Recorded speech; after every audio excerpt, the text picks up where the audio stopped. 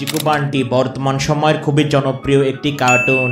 বর্তমান সময়ে চিকু বান্টি দেখেনি এমন কার্টুন প্রেমী হয়তো খুঁজেই পাওয়া যাবে না। তো বন্ধুরা, আমরা যারা চিকু বান্টি কার্টুনটি দেখেছি তারা হয়তো অনেকেই ভুলে গেছি চিকু বান্টির শেষ পর্ব কেমন ছিল।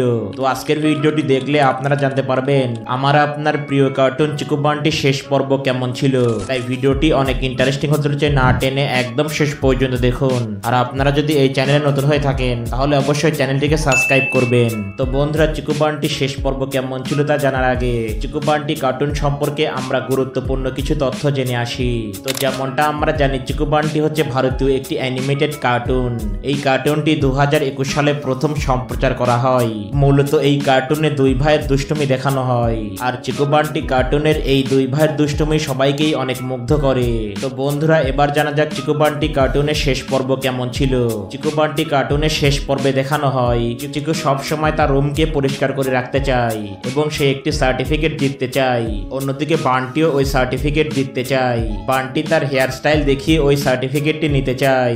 এরপর ওই সার্টিফিকেট নেওয়াকে কেন্দ্র করে চিকু এবং বান্টির মধ্যে তুমুল লড়াই শুরু হয়। এরপর এক পর্যায়ে চিকু এবং বান্টি দুজনই ওই সার্টিফিকেট নেওয়া থেকে বঞ্চিত হয়। এরপরে চিকু বান্টির মাতাদের ওই অবস্থা দেখে বলে, তোমরা যদি দুজন এই সার্টিফিকেটের জন্য লড়াই করতে তাহলে অবশ্যই তোমরা এই সার্টিফিকেটটি জিততে পারতে।